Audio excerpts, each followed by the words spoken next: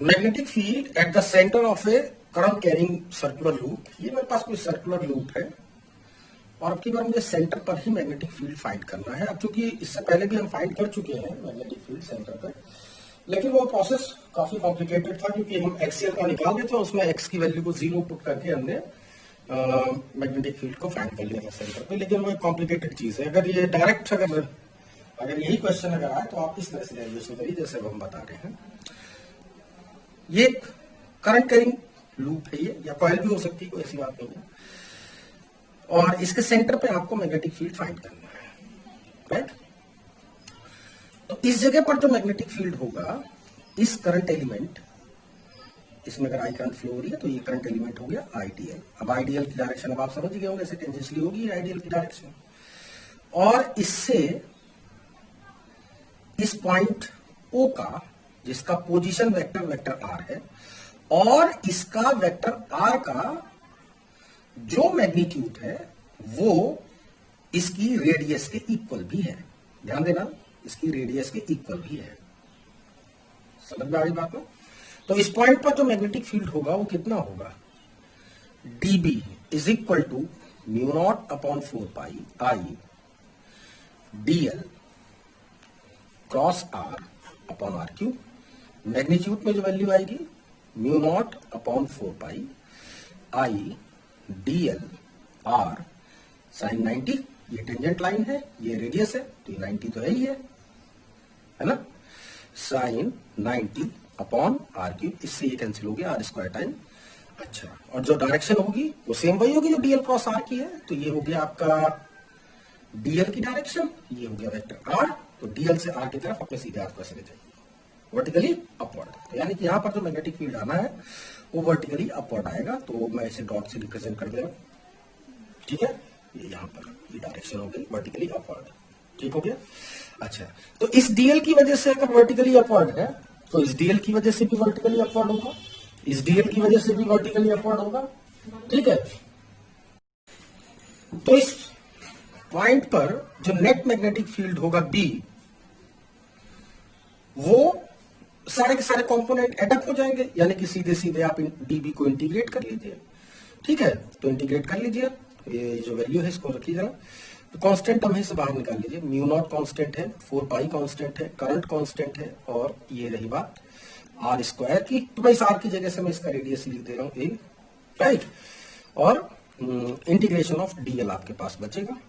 तो net magnetic field हो गया mu naught upon 4 pi I by A. अब ये पूरा का पूरा डीएल ले लोगे तो ये सारा का सारा कंप्लीट इसका क्या आ जाएगा, सर्कमफ्रेंस। तो ये ए से ए कैंसिल हो गया, एक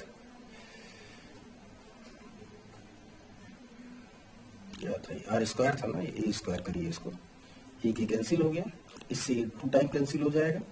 तो बी इज इक्वल टू हो जाएगा mu naught upon 2 I by ए।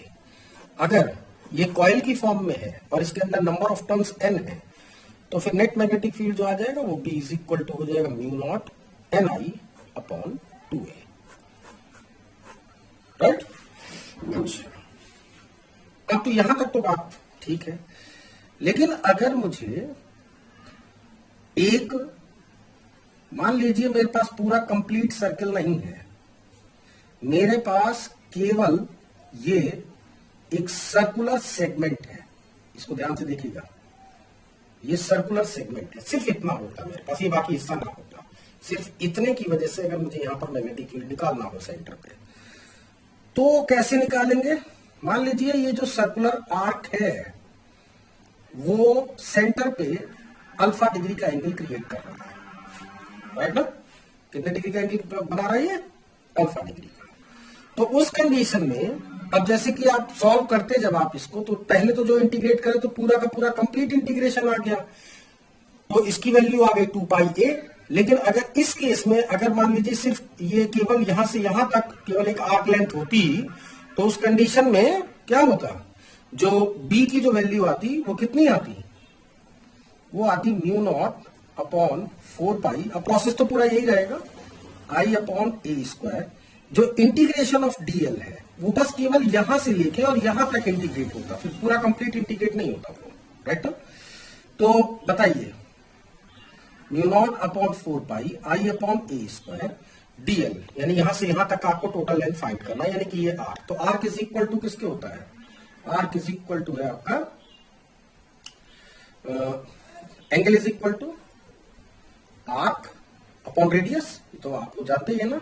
तो जो ये आर्क लेंथ आएगी वो एंगल इंटू रेडियस के इक्वल आ जाएगी, यानी कि ये आ जाएगा एंगल जो भी है ये अल्फा इंटू रेडियस, रेडियस इसकी है ए, तो एक ए से ये ए कट जाएगा और आपके पास जो आंसर आएगा म्यू नॉट अपॉन 4 पाई आई अपॉन ए इंटू अल्फा। लेकिन ध्यान रखिएगा ये अल्फा ये रेडियन में होना चाहिए, अगर रेडियन में नहीं होगा तो फिर आपका फॉर्मूला डिग्री मत रखना, वरना आंसर नहीं देगा, क्योंकि ये जो आर्क अपॉन रेडियस क्या जो फॉर्मूला है इससे जो एंगल निकलता है वो रेडियन में निकलता है, वो डिग्री में नहीं निकलता। तो इसका मतलब ये अल्फा जो है वो रेडियन में होना चाहिए। तो अगर कोई आर्क लेंथ है और आर्क लेंथ की वजह से अगर आपको सेंटर पे मैग्नेटिक फील्ड फाइंड करना हो जो कि अल्फा डिग्री मतलब अल्फा रेडियन का एंगल क्रिएट कर रहा है कहां पर, सेंटर पे, तो उस कंडीशन में जो नेट मैग्नेटिक फील्ड आएगा वो इस फॉर्मूले से आप निकाल लेंगे। ठीक है, अभी मैं आपको एग्जांपल दूंगा, अभी आपको समझ में आ जाएगा।